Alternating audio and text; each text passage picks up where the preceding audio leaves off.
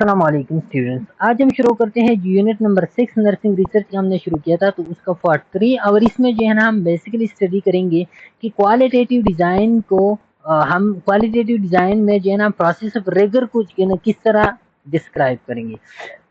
Process of Regar का मतलब simple ये कि क्वालिटेटिव डिज़ाइन में हम कंसिस्टेंसी, ट्रांसपेरेंसी और ट्रस्टवर्दीनेस, इन चीज़ों को जो है ना किस तरह जो है ना हम डिस्क्राइब करेंगे कि क्वालिटेटिव डिज़ाइन जो है ना वो कितना रिलायबल है, कितना जो है ना वो कंसिस्टेंट है, कितना जो है ना वो ट्रांसपेरेंट है, कितना जो है ना वो कंफर्मेबल है, कितना ट्रस्टवर्दीनेस है हमारा क्वालिटेटिव डिज़ाइन। तो ये चीज़ें जो है ना ये हम किस तरह डिस्क्राइब करेंगे। तो इसके लिए 4 मेजर क्राइटेरियाज है। क्वालिटेटिव डिज़ाइन में 4 मेजर क्राइटेरियाज है।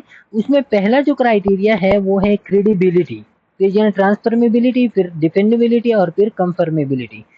पहले वाला जो क्राइटेरिया है उसका मतलब क्रेडिबिलिटी। क्वालिटेटिव डिज़ाइन में हम यूज़ करते हैं क्रेडिबिलिटी, लेकिन क्वांटिटेटिव डिज़ाइन की तरफ जब हम आते हैं तो उधर ज़्यादातर इस लफ्ज़ को जो है ना वो इंटरनल वैलिडिटी के साथ यूज़ किया जाता है। इसका सिंपल मतलब क्या होता है कि हमारा ये जो रिसर्च है, ये रिसर्च जो है ना कितना बिलीवेबल है, कितना जो है ना ये हमारे एक्सपेक्टेड आउटकम्स के साथ एक्यूरेट है, ये कितना एक्यूरेट रिजल्ट देता है। और ये वैलिडिटी मैंने पहले भी डिस्कस किया था।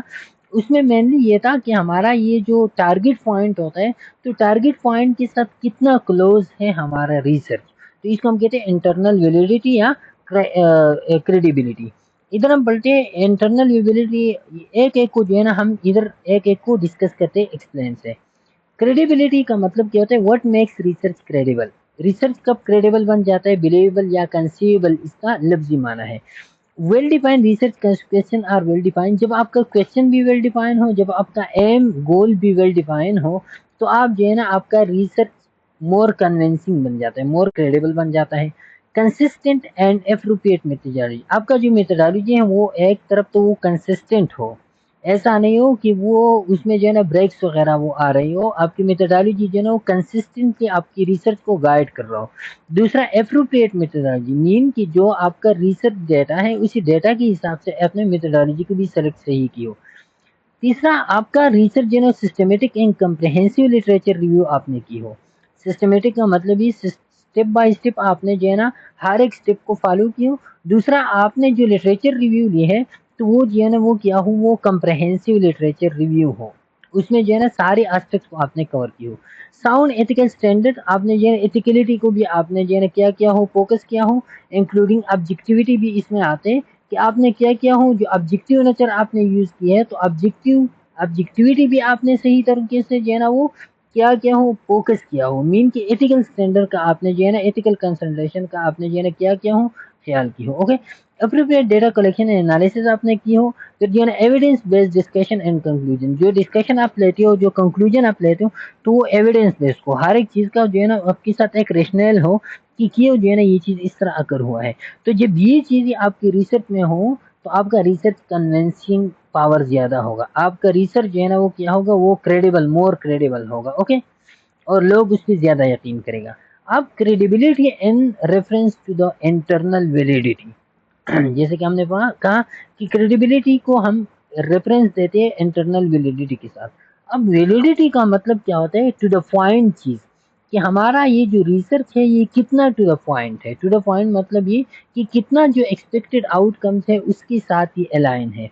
As a way in which research is design capable of answering the research question, कि कितना जो है ना ये रिसर्च क्वेश्चन को आंसर दे रहा है, कितना केपेबल है आंसरिंग का। Okay, does it measure or test the research topic as intended, क्या ये रिसर्च टॉपिक जैसा कि हम इंटेंड करती थी कि उसी तरह जो है ना ये रिसर्च टॉपिक को मेजर करता है, उसको टेस्ट करता है या नहीं करता। अगर उसी तरह जिस तरह हम हमारी इंटेंशन थी उसी तरह ये रिसर्च टॉपिक को वेल तरीके से, अच्छे तरीके से ये मेजर करता है, टेस्ट करता है, तो इसका मतलब ये कि ये इसका वैलिडिटी जो है ना वो क्या है, हाई है। Okay, validity refers to a degree to which study accurately reflects or assists the specific concept। Validity क्या होता है, वैलिडिटी कि हमारा ये जो कंसेप्ट है उस कंसेप्ट को ये कितना एक्यूरेटली रिफ्लेक्ट करता है, कितना एक्यूरेटली, कितनी डिग्री तक जो है ना ये एक्यूरेटली उसको रिफ्लेक्ट करता है। सिंपल मतलब ये कि हमारा फॉर एग्जांपल हमारा जो एक्सपेक्टेड आउटकम है वो 50 है, तो ये हमारा ये जो रिजल्ट आ रहा है वो रिजल्ट कितना 50 तक क्लोज है, तो कितना ज़्यादा क्लोज होता है उसमें हम कहते हैं कि ये ज़्यादा वैलिड है। That the researcher is attempting to measure sometimes called internal, और sometimes researcher जो है ना इसको क्या कहते हैं, इंटरनल वैलिडिटी भी कहते हैं। इसी वैलिडिटी को जिसी के थ्रू जो है ना हम एक्यूरेसी को डिफाइन करते हैं, जिसके थ्रू जो है ना हम असेस करते हैं कि हमारा ये जो रिसर्च है ये कितना जो हमारा एक्सपेक्टेड आउटकम है उनके साथ अलाइन करते हैं, जिसको हम कहते हैं इंटरनल वैलिडिटी। ओके, अच्छा फिर हम आते हैं बैक टू रिलायबिलिटी। रिलायबिलिटी जो है ना क्या है, रिलायबिलिटी या इसको हम कहते हैं डिपेंडेबिलिटी। डिपेंडेबिलिटी रिलायबिलिटी क्या होता है कि हमारा ये जो रिसर्च है ये कितना कंसिस्टेंट है। ये पहले रिलायबिलिटी हमने पहले भी पढ़ा था कि कंसिस्टेंट का मतलब ये कि over the time different circumstances पे जब हम ये रिसर्च जो है ना वो कंडक्ट करते हैं तो सेम रिजल्ट जब हम देते हैं तो फिर हम कहते हैं कि हमारा रिसर्च जो है ना वो क्या है, वो रिलायबल है। और क्वालिटेटिव टर्म में इसको हम ज़्यादातर जो है ना वो डिपेंडेबिलिटी समझते हैं। ओके, अच्छा reliability as the research repeatable. अगर हमारा रिसर्च जो है ना वो रिपीटेबल हो, बार बार जो है ना वो सेम रिजल्ट शो कर रहा हो तो मतलब ये रिलायबल है। If the research is repeated and consistently yield the same result we can say the research design is reliable. अगर हमारा रिसर्च जो है ना वो सेम रिजल्ट शो कर रहा हो, रिपीटेडली जो है ना वो सेम रिजल्ट और कंसिस्टेंट सेम रिजल्ट शो कर रहा हो तो हम कहते हैं कि ये रिलायबल है। While reliability is concerned with the accuracy of the actual measuring instrument or procedure। अब जो है ना रिलायबिलिटी किस चीज़ के साथ जो है ना वो कंसर्न है, वो वैलिडिटी के साथ कंसर्न है। वैलिडिटी क्या होता है कि हमारा ये जो रिसर्च है, हमारे जो टूल्स है ये कितना एक्यूरेट जो है ना वो मेजरमेंट करता है। ओके, और उसको हम कहते हैं validity is concern with the study success at measuring what the research set out to measure. तो रिलायबिलिटी में हम क्या कहते हैं कि कितनी हद तक जो है ना ये एक्यूरेटली हम ये चीज़ें मेजर करते हैं। इधर आप देखिए इसमें वैलिडिटी का मतलब validity concern with the study success at measuring what the research set out to measure. जितना हमारा इंटेंट था तो उस इंटेंट को जो है ना वो ये फुलफिल कर रहा है या नहीं कर रहा, तो वो इंटेंडेड रिजल्ट जब हमें दे रहे हैं तो इसका मतलब ये कि ये वैलिडिटी है और इसको हम मोस्टली एक्सटर्नल वैलिडिटी कहते हैं। ओके, इंटरनल वैलिडिटी जो हमने इधर डिस्कस किया वो कौन सा था, वो उसमें सिर्फ डिफरेंस ये था कि ये जो है ना ये इंटरनल वैलिडिटी हमें कहते हैं कि आपका कंसेप्ट जो है ना वो कितना एक्यूरेट एक्सप्लेन हो रहा है, आपका कंसेप्ट वो कितनी डिग्री तक एक्यूरेटली जो है ना एक्सप्लेन हो रहा है। एक्सटर्नल वैलिडिटी में हमारा जो मेजरमेंट है, हमारा जो कंसेप्ट है, हमारे जो एक्सपेक्टेड आउटकम्स है उस एक्सपेक्टेड आउटकम्स को जो है ना वो अचीव हो रही है या नहीं हो रही। ओके, और रिलायबिलिटी का मतलब concern with accuracy of the actual measuring instrument और प्रोसीजर। उस प्रोसीजर की या इंस्ट्रूमेंट को हम कितनी एक्चुअलिटी तक जो है ना एक्यूरेटली जो है ना हम उसको मेजर करते हैं, तो ये क्या होता है, रिलायबिलिटी होता है। ओके, इधर आप इसको थोड़ा सा इधर से समझिए कि ये जो है ना फिर हमारे पास आता है इसमें ट्रांसफॉर्मेबिलिटी। ट्रांसफॉर्मेबिलिटी में तो रिलायबिलिटी और वैलिडिटी ये मैंने पहले भी एक्सप्लेन की थी, लेकिन इधर इसमें ये सिर्फ आता है कि रिलायबिलिटी एक आता है, इधर इंटरनल वैलिडिटी आता है। तो इंटरनल वैलिडिटी हम कहते हैं कि कितना एक्यूरेटली जो है ना हम चीज़ों को मेजर करते हैं, कितना जो हमारा एक्सपेक्टेड आउटकम्स है उस एक्सपेक्टेड आउटकम को जब हम अचीव करते हैं उसके करीब जाते हैं तो हम कहते हैं कि the result is internally validate, internal validity result में है, और उसको हम कहते हैं क्रेडिबिलिटी केबिलिटीनेस। डिपेंडेबिलिटी में रिलायबिलिटी में क्या होता है कि हमारा रिजल्ट कितना कंसिस्टेंट है, कितना कंसिस्टेंट का मतलब ये कि कितना जो है ना वो एक्यूरेटली हमें वो रिजल्ट देते हैं। ओके, तो कंसिस्टेंसी बार बार जब रिपीटेबली सेम रिजल्ट हमें शो कर रहा हो तो फिर उसको हम कहते हैं रिलायबिलिटी कहते हैं। ओके, इधर जो है ना ये थोड़ा सा कंफ्यूज बन गई है, लेकिन आपने सिर्फ सिंपली ये समझे कि वैलिडिटी जो है ना हमें टू द पॉइंट रिजल्ट दे रहा है, और रिलायबिलिटी टू द पॉइंट हो या नहीं हो लेकिन जो रिजल्ट आ रहे हैं मल्टीपल एक्सपेरिमेंट्स है वो एक दूसरे के साथ सेम होते हैं। ओके, ट्रांसफॉर्मेबिलिटी का मतलब ये है कि हमारा ये रिजल्ट जो है ना कितना जनरलाइजेबल या क्वांटिटेटिव में इसको हम कहते हैं एक्सटर्नल वैलिडिटी या जनरलाइजेबिलिटी। क्वांटिटेटिव में हम कहते हैं कि हमारा ये रिजल्ट जो है ना कितना जनरलाइजेबल है, कितना वाइडर पॉपुलेशन तक एप्लीकेबल है। लेकिन क्वालिटेटिव में हम कहते हैं ट्रांसफॉर्मेबिलिटी। ट्रांसफॉर्मेबिलिटी का क्वालिटेटिव में मतलब ये होता है कि हमारा ये रिजल्ट कितना रेलेवेंट है, कितना relevant to the specific period है। ओके। कंफर्मेबिलिटी का मतलब क्या होता है? कंफर्मेबिलिटी जिसको क्वालिटेटिव क्वांटिटेटिव में हम ऑब्जेक्टिविटी कहते हैं। ऑब्जेक्टिविटी, ये दोनों कंफर्मेबिलिटी ऑब्जेक्टिविटी दोनों बाइसेसनेस को क्या करते हैं? मिनिमाइज करते हैं। ऑब्जेक्टिविटी क्वांटिटेटिव रिसर्च में बाइसनेस को मिनिमाइज करते हैं, वो ऑब्जेक्टिविटी भी क्वांटिटेटिव को ज़्यादा फोकस देती है। ओके, क्वांटिटेटिव रिसर्च को ऑब्जेक्टिविटी भी ज़्यादा फोकस देती है।